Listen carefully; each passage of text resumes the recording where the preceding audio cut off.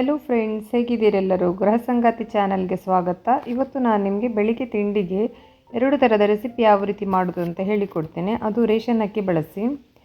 ನಾವು ಈ ಅಕ್ಕಿಗೆ ಕಟ್ ಸಾಂಬಾರ್ ಅಕ್ಕಿ ಕೂಡ ಅಂತ ಹೇಳ್ತೇವೆ. ಈ ಅಕ್ಕಿಯನ್ನು ನಾನು ಸಣ್ಣ ಮಿಕ್ಸಿ ಜಾರಿಗೆ ಹಾಕ್ತಾ ಇದ್ದೇನೆ. ಫಸ್ಟಿಗೆ 1 ಪಾವಷ್ಟು ಹಾಕಿದೆ. ಹಾಕಿದ ನಂತರ ಈ ಥರ ತರಿಯಾಗಿ ಹುಡಿ ಮಾಡಿಕೊಂಡೆ.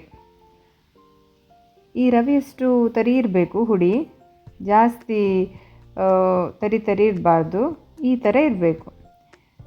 ಈ ಥರ ಹುಡಿ ಮಾಡಿದ ನಂತರ ನೆಕ್ಸ್ಟ್ ನಾನಿಲ್ಲಿ ಒಂದು ಪಾತ್ರೆಗೆ ಹಾಕ್ತಾ ಇದ್ದೇನೆ. ಈಗ ಇಲ್ಲಿ ನಾನು ಅಲ್ಯೂಮಿನಿಯಂ ಪಾತ್ರೆಯನ್ನು ಬಳಸಿದ್ದೇನೆ. ಫ್ರೆಂಡ್ಸ್, ನಾನಿಲ್ಲಿ ಇದು 2ನೇ ಪಾವಕ್ಕಿಯನ್ನು ಪುನಃ ಸಣ್ಣ ಮಿಕ್ಸಿ ಜಾರಿಗೆ ಹಾಕ್ಕೊಳ್ತಾ ಇದ್ದೇನೆ. ಇದನ್ನು ಕೂಡ ಹಾಗೆ ತರಿಯಾಗಿ ಹುಡಿ ಮಾಡ್ಕೊಳ್ಬೇಕು. ಈ ಥರ ಹುಡಿ ಮಾಡಿದ ನಂತರ ನಾನು ಅದೇ ಪಾತ್ರೆಗೆ ಹಾಕ್ತಾ ಇದ್ದೇನೆ. ನೋಡಿ, ಈ ಥರ ತರಿಯಾಗಿ ಇರಬೇಕು. ಈಗ 2ನೇ ಪಾವಕ್ಕಿಯನ್ನು ಪುಡಿ ಮಾಡಿ ಹಾಕ್ತಾ ಇದ್ದೇನೆ. ಇದನ್ನು ನಾವು ಚೆನ್ನಾಗಿ ಕ್ಲೀನ್ ಮಾಡ್ಕೊಳ್ಬೇಕು. ಕ್ಲೀನ್ ಮಾಡಿದ ನಂತರ ನೀರನ್ನೆಲ್ಲ ಸೋಸಿ ಈ ಥರ ಆಗಿದೆ. ಈಗ ಇದಕ್ಕೆ ನಾನಿಲ್ಲಿ ನೀರು ಎಷ್ಟು ಹಾಕಬೇಕಂತ ಹೇಳ್ತೇನೆ. ಈಗ ನಾನು ಇದಕ್ಕೆ 1 ಗ್ಲಾಸಷ್ಟು ನೀರು ಹಾಕ್ತಾ ಇದ್ದೇನೆ. ನೀರು ಹಾಕಿದ ನಂತರ ನೋಡಿ ಇಷ್ಟು ಸಾಕಾಗ್ತದೆ. ಇದಕ್ಕೆ ರುಚಿಗೆ ತಕ್ಕಷ್ಟು ಉಪ್ಪು ಹಾಕ್ಕೊಳ್ಬೇಕು. ನಾನಿಲ್ಲಿ ಒಂದು ಸ್ವಲ್ಪ ಉಪ್ಪು ಹಾಕ್ತಾ ಇದ್ದೇನೆ. ಹಾಕಿದ ನಂತರ ಗ್ಯಾಸ್ ಮೇಲೆ ಇಟ್ಟು ಚೆನ್ನಾಗಿ ಮಗುಚಿ ಹಾಕ್ಕೊಳ್ಬೇಕು, ಅಂದರೆ ಮಿಕ್ಸ್ ಮಾಡಿಕೊಳ್ಬೇಕು. ಗ್ಯಾಸ್ ಫ್ಲೇಮಲ್ಲಿ ನಾನು ಮೀಡಿಯಮಲ್ಲಿಟ್ಟು ಚೆನ್ನಾಗಿ ಮಿಕ್ಸ್ ಮಾಡ್ತಾ ಇದ್ದೇನೆ.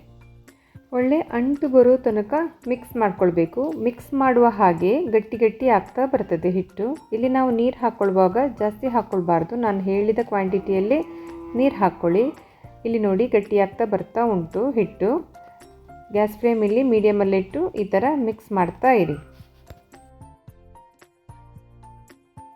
ಅಂಟಾದ ನಂತರ ನಾನಿಲ್ಲಿ ಕೆಳಗಿಟ್ಟಿದ್ದೇನೆ ತಣ್ಣಗಾಗಲಿಕ್ಕೋಸ್ಕರ.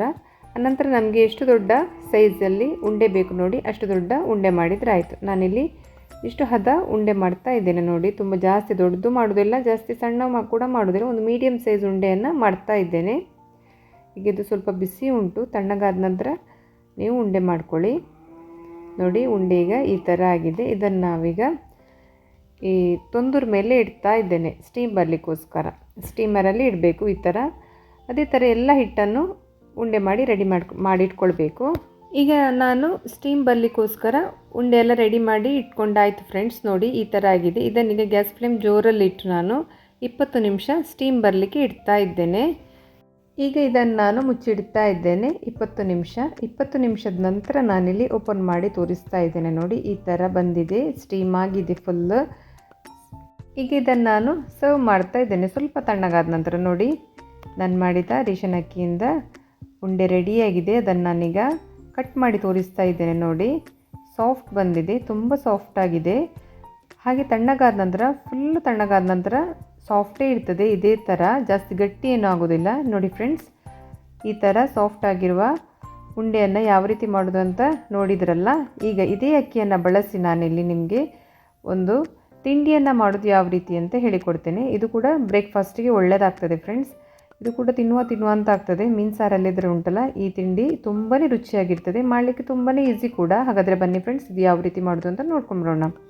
ಮೊದಲಿಗೆ ನಾನಿಲ್ಲಿ 2 ಪಾವ್ ಅಕ್ಕಿಯನ್ನು ನೆನೆಸಿಟ್ಟುಕೊಂಡಿದ್ದೇನೆ. ರಾತ್ರಿ ನಾನಿಲ್ಲಿ ಅಕ್ಕಿಯನ್ನು ಚೆನ್ನಾಗಿ ತೊಳೆದು ನೆನೆಸಿಟ್ಟಿದ್ದೆ. ಈಗ ಬೆಳಿಗ್ಗೆ ನಾನು ಇದನ್ನು ಪುನಃ ಒಂದು ಸಲ ತೊಳೆದು ನೀರೆಲ್ಲ ಬಸಿದು ಇದನ್ನು ಕಡಿಲಿಕ್ಕೆ ಹಾಕ್ತಾ ಇದ್ದೇನೆ.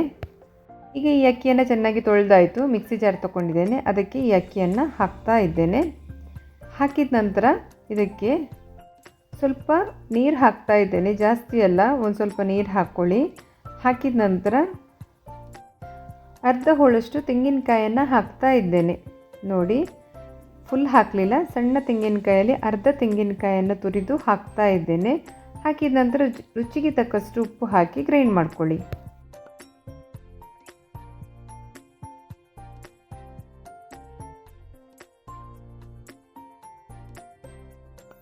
ಗ್ರೈಂಡ್ ಮಾಡಿದ ನಂತರ ನಾನೀಗ ಒಂದು ಪಾತ್ರೆಗೆ ಹಾಕ್ತಾ ಇದ್ದೇನೆ. ಈಗ ಹಿಟ್ಟಿನ ಹದ ಈ ಥರ ಇರಬೇಕು, ಜಾಸ್ತಿ ಸಣ್ಣ ಅಲ್ಲ, ಈ ಥರ ಸ್ವಲ್ಪ ತರಿ ಇರಬೇಕು, ಜಾಸ್ತಿ ನುಣ್ಣಗೆ ಅಲ್ಲ, ಒಂದು ಸ್ವಲ್ಪ ತರಿಯಾಗಿ ಇರಬೇಕು.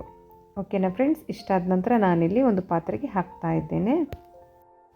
ಒಂದು ಪಾತ್ರೆಗೆ ಹಾಕಿದ ನಂತರ ನೋಡಿ ಒಂದು ಪಾತ್ರೆಗೆ ಹಾಕಿದ ನಂತರ ಮಿಕ್ಸಿ ಜಾರ್ ತೊಳೆದ ನೀರು ಕೂಡ ಒಂದು ಸ್ವಲ್ಪ ಹಾಕ್ತಾ ಇದ್ದೇನೆ. ಹಾಕಿ ಚೆನ್ನಾಗಿ ಈ ಥರ ಮಿಕ್ಸ್ ಮಾಡ್ಕೊಳ್ಬೇಕು.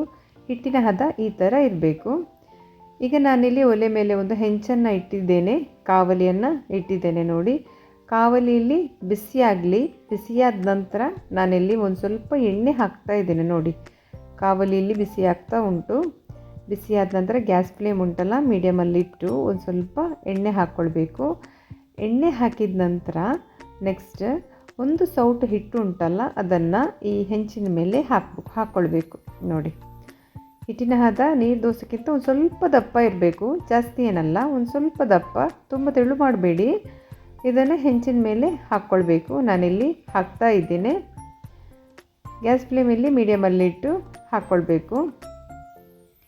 ಹಾಕಿದ ನಂತರ ಕಾಯಿಲಿ ಫ್ರೆಂಡ್ಸ್. ಒಂದು ಬದಿ ಈ ಥರ ಹೊಟ್ಟೆ ಎಲ್ಲ ಬೀಳ್ತದೆ ಹೆಂಚು ಬಿಸಿ ಇದ್ದರೆ.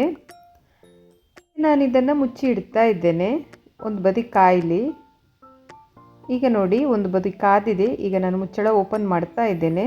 ಕಾದ ನಂತರ ಮಗುಚಿ ಹಾಕ್ಕೊಳ್ಳಿ. ಚೆನ್ನಾಗಿ ಹೇಳ್ತದೆ ಫ್ರೆಂಡ್ಸ್, ಅಡಿಗೆ ಏನು ಹಿಡ್ಕೊಳ್ಳೋದಿಲ್ಲ. ಮಗುಚಿ ಹಾಕಿದ ನಂತರ ಇನ್ನೊಂದು ಸೈಡ್ ಕೂಡ ಕಾಯಿಸ್ತಾ ಇದ್ದೇನೆ. ಇದೇ ಥರ ಮೇಲೆ ಕೆಳಗೆ ಎರಡು ಬದಿ ಕೂಡ ಕಾಯಿಸಬೇಕು. ಕಾಯಿಸಿದ ನಂತರ ನೋಡಿ, ಈ ರೊಟ್ಟಿ ಈ ಥರ ಆಗಿದೆ. ಈ ಥರ ಎಲ್ಲ ಹಿಟ್ಟನ್ನು ಈ ಥರ ರೊಟ್ಟಿ ಮಾಡಿ ತಗೊಳ್ಳಿ. ನೋಡಿ ಫ್ರೆಂಡ್ಸ್, ನಾನು ಮಾಡಿದ ರೊಟ್ಟಿ ಎಲ್ಲ ರೆಡಿಯಾಗಿದೆ. ಅದನ್ನೀಗ ನಾನು ಸರ್ವ್ ಮಾಡ್ತಾ ಇದ್ದೇನೆ. ನಾನು ಮಾಡಿದ ಇವತ್ತಿನ ವೀಡಿಯೋ ಇಷ್ಟ ಆದರೆ ಲೈಕ್ ಮಾಡಿ, ಶೇರ್ ಮಾಡಿ, ಕಮೆಂಟ್ ಮಾಡಿ ಮತ್ತು ಸಬ್ಸ್ಕ್ರೈಬ್ ಮಾಡಲಿಕ್ಕೆ ಮರಿಬೇಡಿ. ಇನ್ನು ನಾನು ನಿಮಗೆ ಹೊಸ ರೆಸಿಪಿಯೊಂದಿಗೆ ನೆಕ್ಸ್ಟ್ ವೀಡಿಯೋದಲ್ಲಿ ಸಿಗ್ತೀನಿ. ಅಷ್ಟರ ತನಕ ಟೇಕ್ ಕೇರ್, ಬಾಯ್ ಬಾಯ್.